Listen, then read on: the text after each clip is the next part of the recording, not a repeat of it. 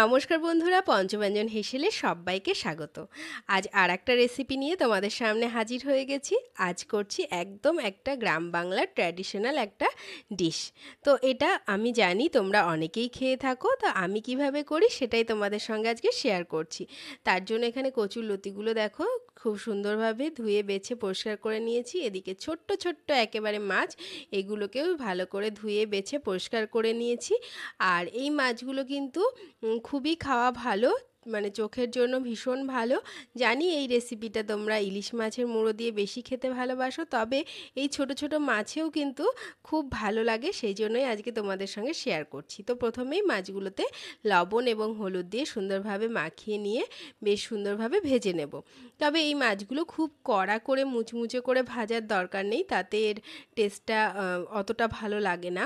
তো সেই কারণে মোটামুটি ভালো করেই ভাজবো, তবে একদম মুচমুচে করব না।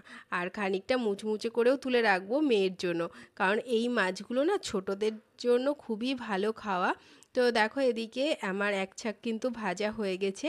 এই মাছগুলোকে সমস্তগুলোকে তুলে নিচ্ছি, নিয়ে যে বাকি মাছগুলোতে লবণ এবং হলুদ দিয়ে মাখিয়ে রেখেছি সেগুলোও এইভাবেই একইভাবে একই তাকে ভেজে নেব।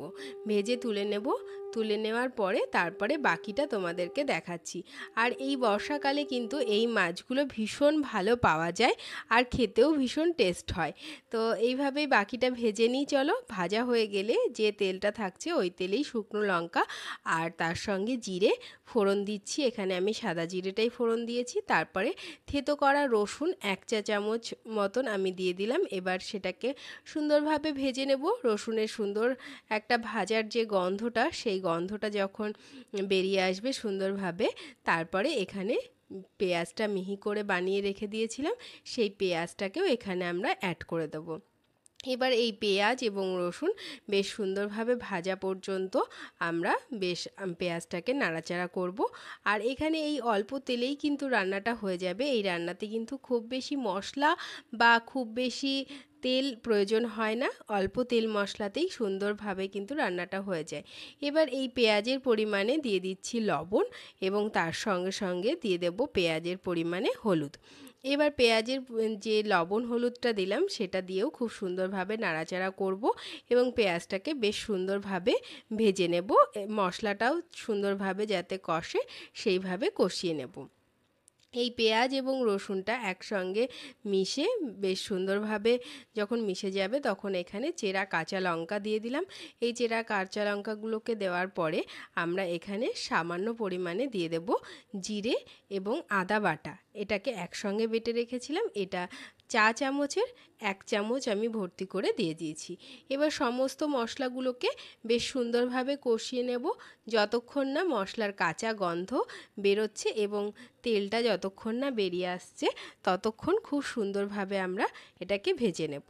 ভাজা হয়ে গেলে এই যে কচুর লতিটাকে পরিষ্কার করে রেখেছিলাম, এই কচুর লতিগুলোকে এর মধ্যে দিয়ে দেব। দিয়ে পরিমাণ মতো লবণ এবং হলুদ, এটা কিন্তু অবশ্যই কচুর লতির পরিমাণে লবণ এবং হলুদটা ব্যবহার করবে। তারপরে বেশ সুন্দরভাবে মশলার সঙ্গে কচুর লতিটাকে বেশ সুন্দরভাবে মিশিয়ে নিয়ে কষাতে থাকতে হবে, এবং সিম হিটে এবং জোর হিটে দুরকমভাবেই রাখবো আমরা। সময় হিসেবে এইভাবে রাখা হবে, এবং ঢাকা দিয়ে দিয়ে রান্নাটা হবে। ওই ঢাকা দেওয়া অবস্থায় যে জলটা থাকবে সেই জলেই কিন্তু রান্নাটা হবে। এক্সট্রা কিন্তু এখানে কোনো জল আমরা ব্যবহার করব না। বেশি জল ব্যবহার করলে এই রান্নাটা কিন্তু একটু ল্যাকপেকে মতন হয়ে যাবে। দেখো বন্ধুরা, ডাঁটাটা কিন্তু বেশ নরম হয়ে এসেছে এবং অনেক পরিমাণে কিন্তু কমেও গেছে। আর ডাঁটার যে জল ছিল সেই জলেই কিন্তু দেখো ডাঁটাগুলো একদম সেদ্ধ হয়ে গেছে, মাখো মাখো ব্যাপারটাও চলে এসেছে। এইবার আমরা এই ভেজে রাখা মাছগুলোকে দিয়ে দিচ্ছি। তারপরে আবারও একবার সুন্দরভাবে মিক্সড করে নেব এই মাছ এবং ডাঁটা একসঙ্গে। তো বন্ধুরা, ইলিশ মাছের মুড়ো দিয়ে তো অনেকবারই এই কচুলতি খেয়েছো বন্ধুরা।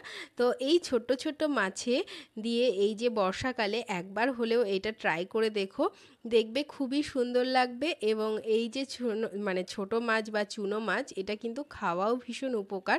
তো একবার হলেও বন্ধুরা বর্ষা থাকতে থাকতে এটা ট্রাই করো। তারপরে এখানে আমি ভাজা মশলার গুঁড়োটাকে অ্যাড করে দিচ্ছি। দিচ্ছি আর আবারও একবার মিক্সড করে নেব, তারপরে খানিকক্ষণের জন্য স্ট্যান্ডিং হিটে রেখে দেবো। ব্যাস, তাহলেই কিন্তু আমাদের আজকের কচুরলতি একদম কমপ্লিট। এবং এ দেখো সার্ভ করে দিয়েছি।